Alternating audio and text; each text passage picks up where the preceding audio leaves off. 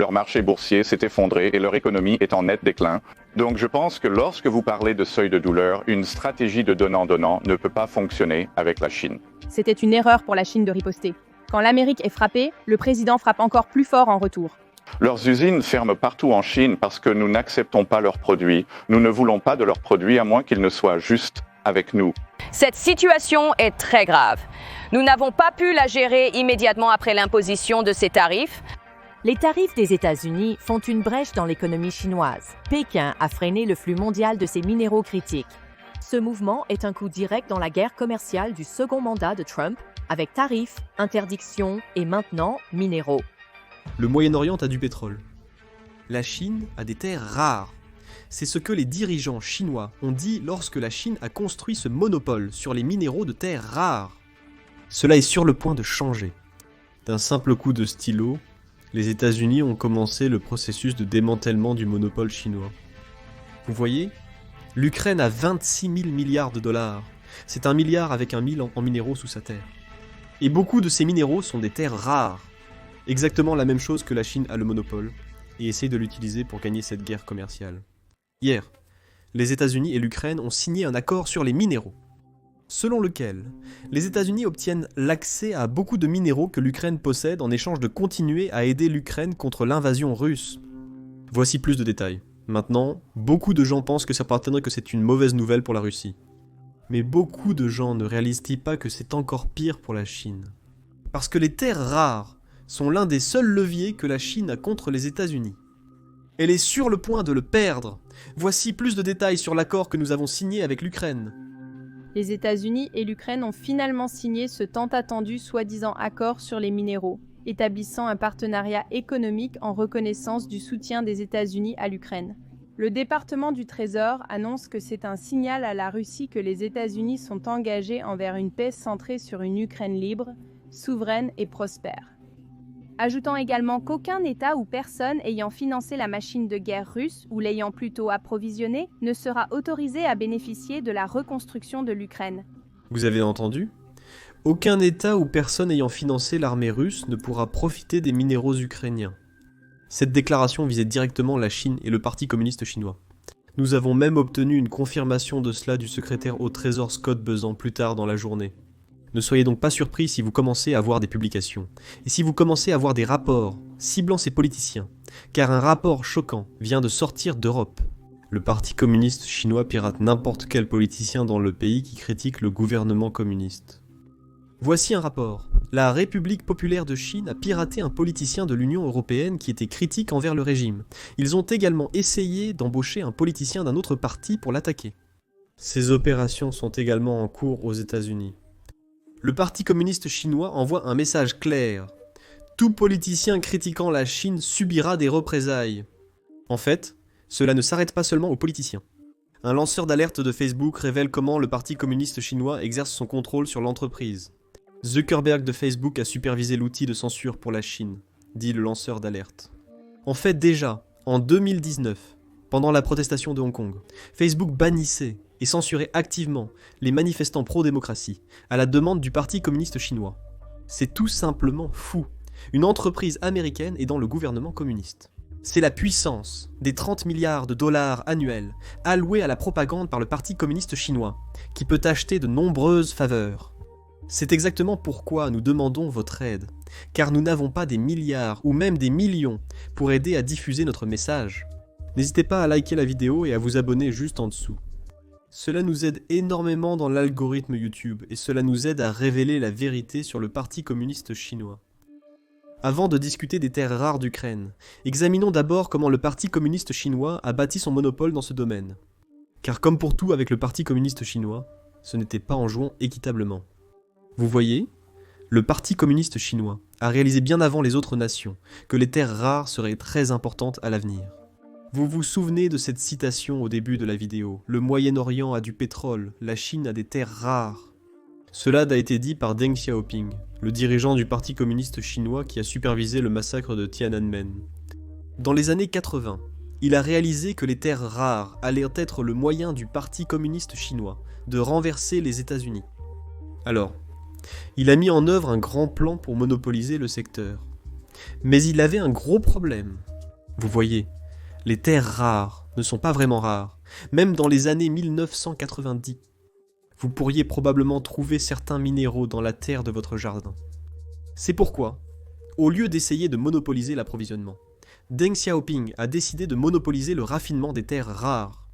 La première étape consistait à supprimer toute la réglementation en matière de raffinage des minéraux et à donner beaucoup d'argent gratuit aux entreprises.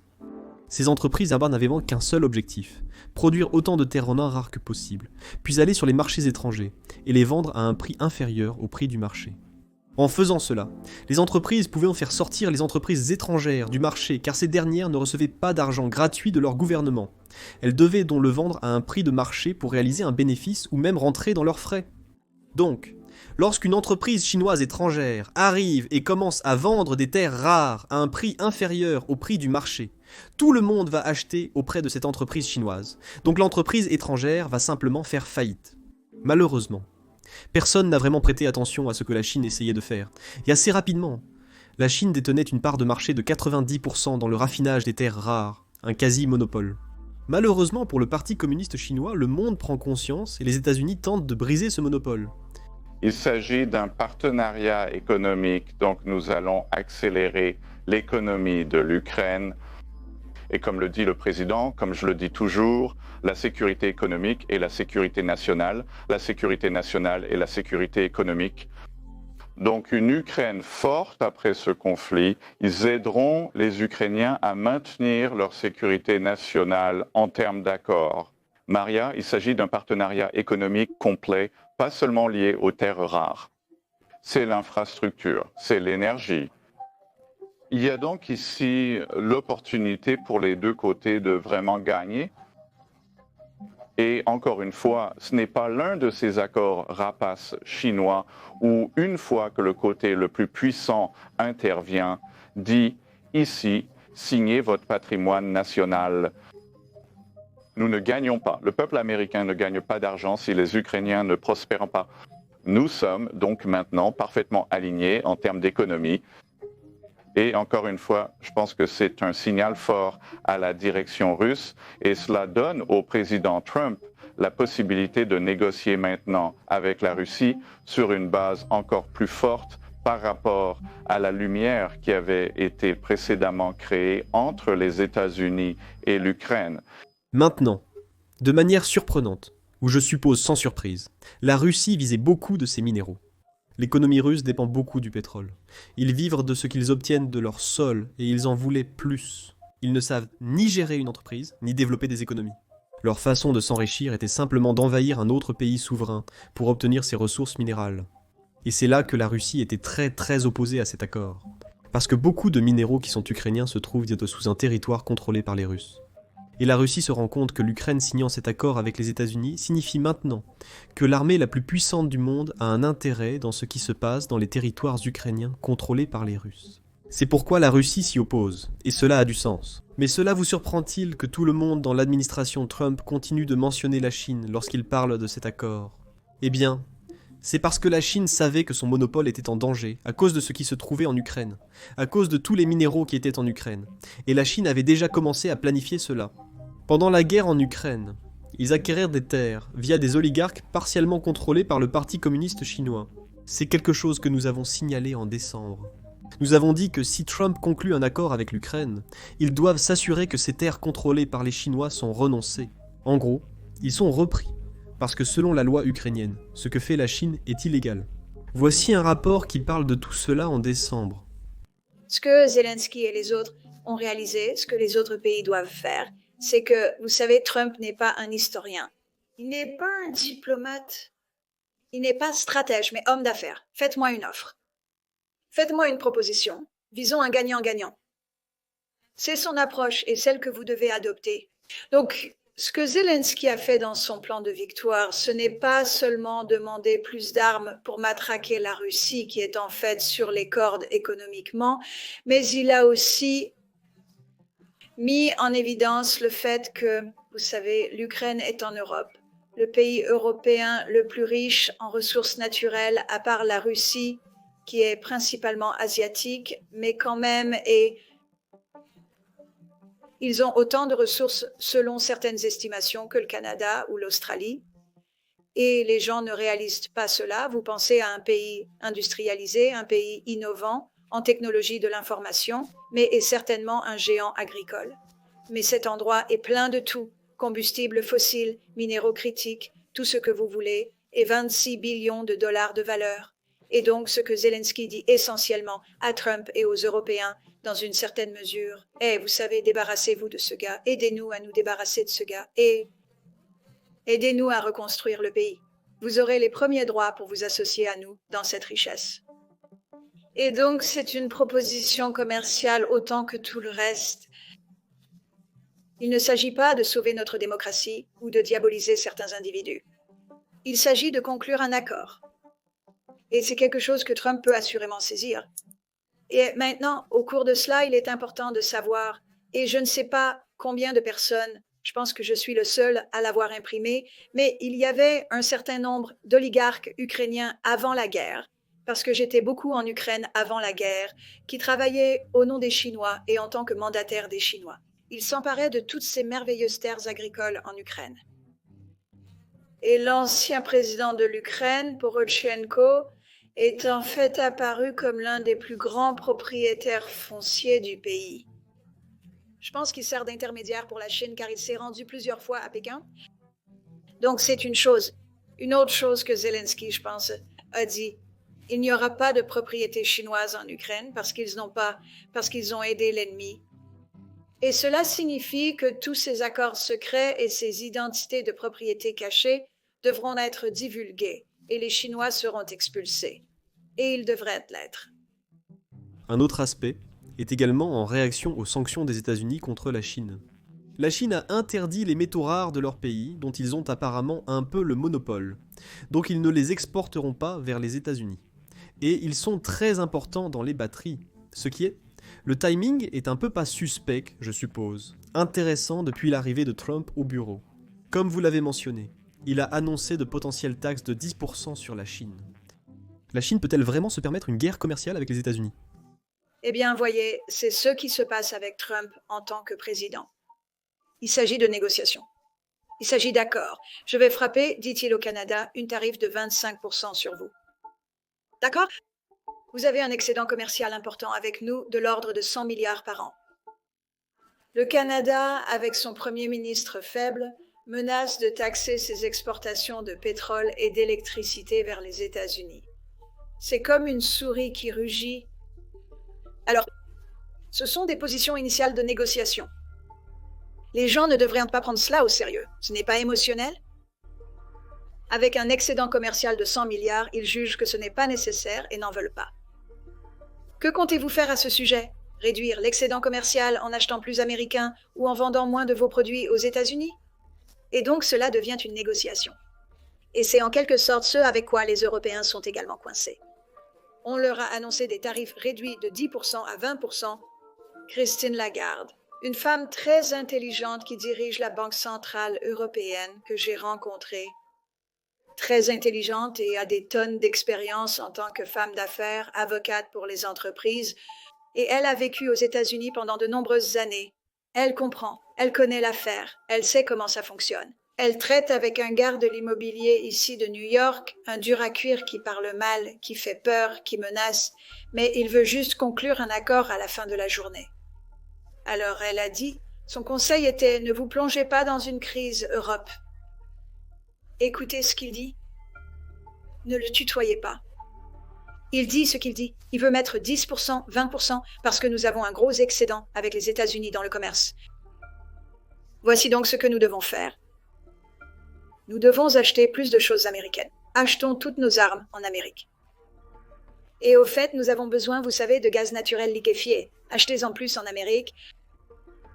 Nous obtiendrons cet excédent d'un solde net. Ne devenez pas tout bête et émotionnel et effrayé et ainsi de suite. Négociez la situation pour trouver une solution. Ils seront ouverts à cela, c'est tout ce qui doit se passer. Maintenant, avec la Chine, la question de la technologie et des minéraux critiques est un peu différente car elle concerne la défense. Cela va savoir avec la sécurité nationale, car la fabrication d'armes, les bombes et tout ce genre de choses. C'est donc une chose différente. Ce n'est pas comme acheter des jouets en peluche de Chine. Ce sont des choses sérieuses qui peuvent affecter la sécurité de la nation. Ils sont donc plus sévères sur ces choses. Mais la Chine a mis la main sur beaucoup de minéraux critiques. Ils en ont certains eux-mêmes. Ils ont mis la main sur beaucoup d'entre eux à travers le monde, mais ils ne leur appartiennent pas. Et les États-Unis ont des minéraux critiques, le Canada et l'Australie ont des minéraux critiques qui ne sont même pas exploités. Voici donc les événements à venir. S'ils commencent à restreindre l'accès, ils seront confrontés à d'autres problèmes. Il faudra alors négocier pour sortir de cette situation. Nous en parlions déjà en décembre, avant même l'entrée en fonction du président Trump. Beaucoup de nos prédictions se réalisent exactement comme prévu. Si vous n'êtes pas abonné, vous manquez vraiment quelque chose. Parlons maintenant du problème auquel la Chine est confrontée, car les terres rares étaient l'un des rares leviers dont la Chine disposait dans cette guerre commerciale, et maintenant, cela échappe à la Chine. Le Parti communiste chinois panique et diffuse de la désinformation comme à son habitude. Un rapport vient de sortir dans les médias chinois.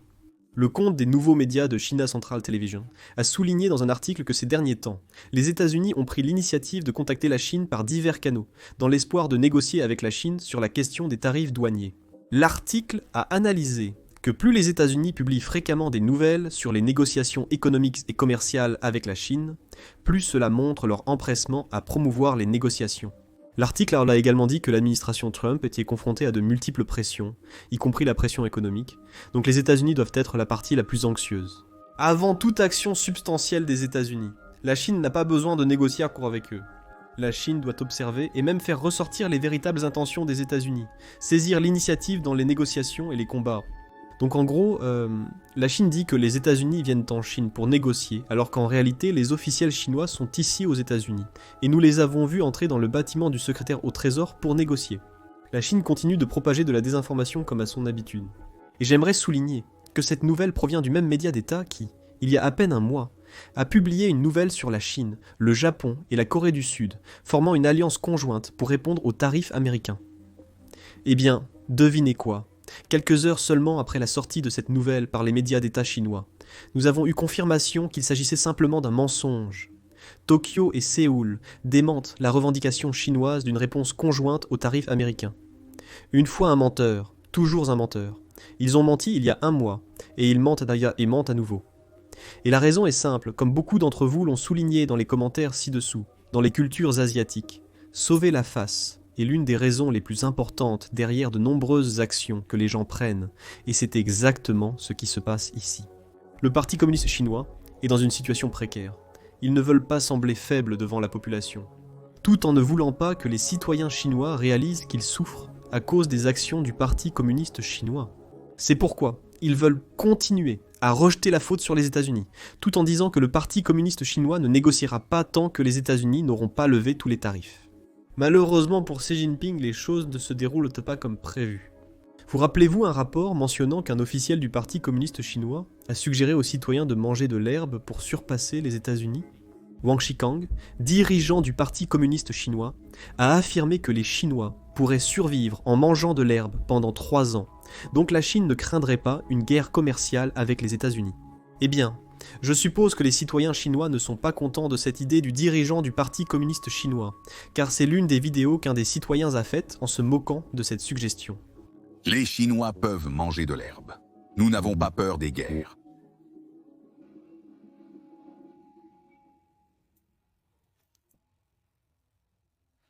Trump, peux-tu voir? Tu vas perdre Trump. YouTube se développe si rapidement qu'il vient de dépasser Netflix pour devenir l'application la plus populaire à la télévision. C'est uniquement à la télé. Si vous combinez la télévision, les téléphones, les ordinateurs, les tablettes, les gens passent un temps fou à regarder YouTube. C'est exactement pourquoi YouTube paie les créateurs 45 000 $ par minute. C'est 64 millions de dollars chaque jour. Donc, si vous avez déjà pensé à créer une chaîne YouTube pour vous-même, c'est le moment parfait. Et si vous cherchez à apprendre comment les gens se développent sur YouTube en 2025, comme ce gars qui a obtenu des millions de vues en quelques mois seulement, après avoir lancé une chaîne, Alors j'ai une solution pour vous.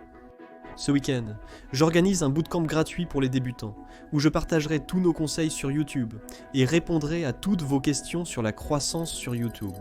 Si vous êtes intéressé pour apprendre de ce bootcamp, vous pouvez vous inscrire en cliquant sur le lien dans la description ou en scannant le code Quick Response sur votre écran.